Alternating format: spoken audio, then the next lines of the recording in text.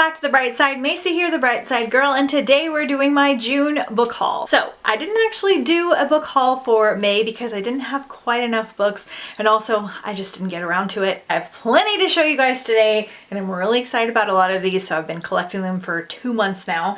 So without further ado, we're just gonna get started. I won't share a ton of descriptions just because I go into things kind of blind, and I can find books super cheap where I am. I get books anywhere between like 50 cents to $2. That's how I'm able to have such large hauls. I have a book budget in mind when I'm hunting, so I usually spend less on this many books than most people do on like 1 or 2. So just kind of keep that in mind. That's why I have so many. But without further ado, we're gonna get right in there. So I have 2 like nonfiction-y books that I found at Dollar Tree. So I got Make Yourself at Home.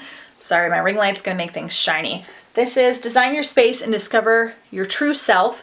So this is by Maura Seal, the author of 52 Lists, which I have. It's just like a list book. I don't know if I'm gonna wind up keeping this, but it was $1, and it's just like about like decorating your house and stuff, which, you know, we love a good home decor. And then I got Miracle in the Mundane by Tyler Knott Gregson, who I followed on Instagram for several years now. He writes these beautiful like inspirational poems and things. So I think that you may recognize them, but I think this is just a collection of like his poems and his thoughts. And yeah, I like him, so this was also $1. Then I'm rehauling Waterfall by Lauren Kate. This is the second book in the Teardrop duology. I don't know if this is mermaids. I don't know if I'm gonna like it. I feel like it might be mermaids. The covers don't match, so that bothers me, but it's just one of those things that I want to read to know what it's about. But I know that the main girl can like control water or control her tears or control something like that. So hopefully I can get to this year. Let me know if you've read it. Then I got The Bootlace Magician by the author of Circus Mirandus, which I had at one point. Sorry, I have to hold it at an angle to avoid the ring light. This one has a dragon on the cover, and I'm sure that it's middle grade. And it's the second book in the Circus Mirandus trilogy. So I don't know, something to do with magic and dragons, and that was cool enough for me. Then I got Hungry Hearts, edited by Elsie Chapman. So this is just a lot of our favorite YA authors writing romance and food short stories. I love a good fiction story that includes a lot of food, especially some romance, so I'm excited to check it out. And I got Amid the Stars and Darkness by Shani Lynn Feener. I read this for Galaxy-a-thon and it is like my new favorite book. It's so fun. It's about an alien princess that swaps places with a regular girl, and the girl doesn't know it. She winds up on a spaceship having to pretend to be a princess, and there's some romance in here, and there are like aliens and spaceships, and it's just really, really fun. It's just fun, and sometimes that's all you need in a book. I need to read the second one badly, but I had a paperback version, but I liked it so much that I went and got a hardback version. And yeah, I can't wait to continue on. Then I found Golden Sun by Pierce Brown. This is the second book in the Red Rising trilogy, which is one of my all-time favorites, and I didn't have this one. So now all I need is the next sets in the trilogy, so like Iron Gold and Dark Age and things like that. But now I have the first set in the trilogy, and I love them. I love them so much, and I really need to reread them. This is an adult sci-fi series, kind of Hunger Games-y vibes, set on Mars. We're segregated into different colors, and that's a very like small description because there's like war and school and battle and love, and it's great. It's very adult though, so keep that in mind. But one of my favorite trilogies of all time.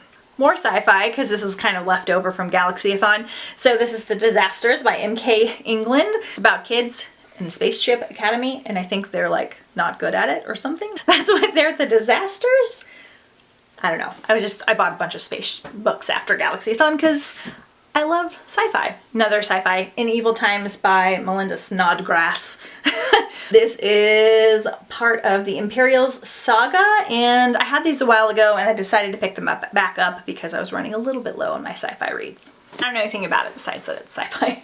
Then I found Rule by Helen Goodleat. 3 sisters, 3 deadly secrets, and only one can wear the crown.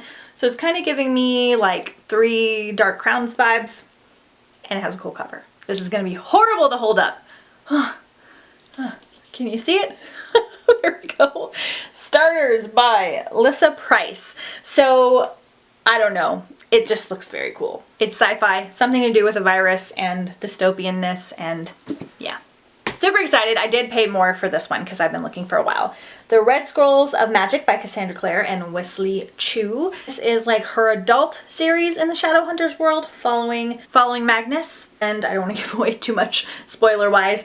And I have almost all Cassandra Clare's books and I need to keep reading them, so I got this one too. Other Earth by Jason Segel. So this is the third or second book in the Other World trilogy and I need to carry on with it.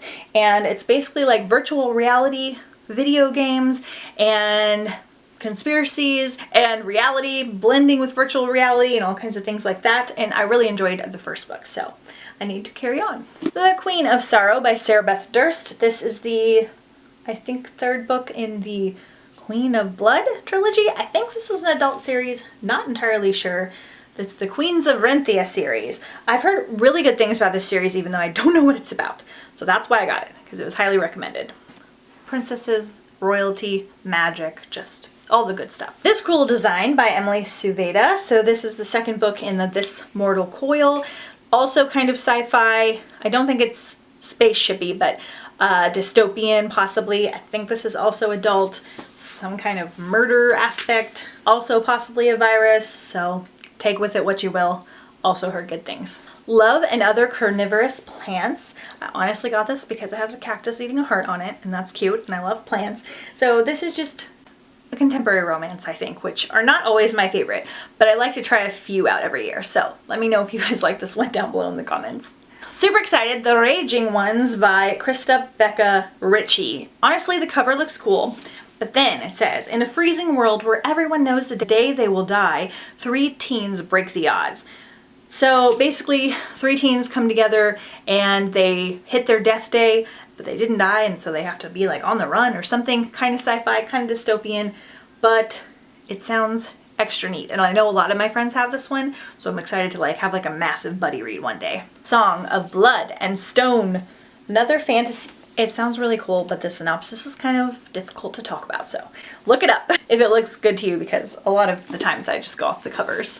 Unhooked by Lisa Maxwell. This is a Peter Pan retelling, and it has a beautiful cover, and I love Peter Pan, and I love retellings, so that's why it's here.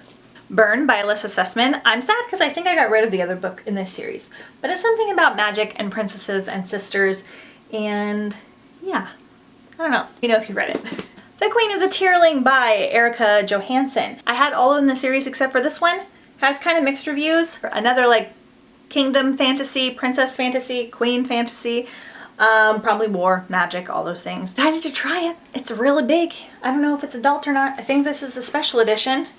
Ooh, yeah, look. In pages, and it has a built-in bookmark.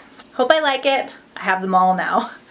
Steel Tide by Natalie C. Parker. This is the second book in the SciFi trilogy, which is about lady pirates.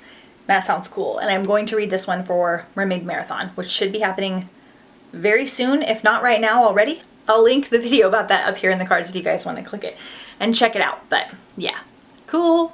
Speaking of Mermaid Marathon, I got The Crossing of Ingo by Helen Dunmore. This is the last book in the Ingo series, and they're a little bit trickier to find, so that's why I have the paperback. I have all the other ones, and I've heard good things about Ingo, so I want to get to it soon. And then a random Dollar Tree find, The Grey Wolf Island. So right before Sadie died, she begged her sister Ruby to do one thing she could never do for herself: find the treasure on Grey Wolf Island. With just a mysterious treasure map as a guide, Ruby reluctantly allows some friends to join her on the hunt, each of whom is touched by a hint of magic. A boy allegedly born to a virgin, a girl who never sleeps, a boy who can foresee his own death, and a boy with deep ties to the island. Each of them is also keeping a secret, something they'll have to reveal in order to receive the treasure. I mean, like, is that not like amazing? I'm pretty sure it sounds amazing. That is it. So I hope you guys enjoyed this video. Let me know if you've read any of these down below in the comments, or if you had a good haul month like I did, or technically 2 months. And that is it for now. So I'm gonna go find some room somewhere on these TBR shelves to put these books, and I will see you guys next time on the bright side. Bye.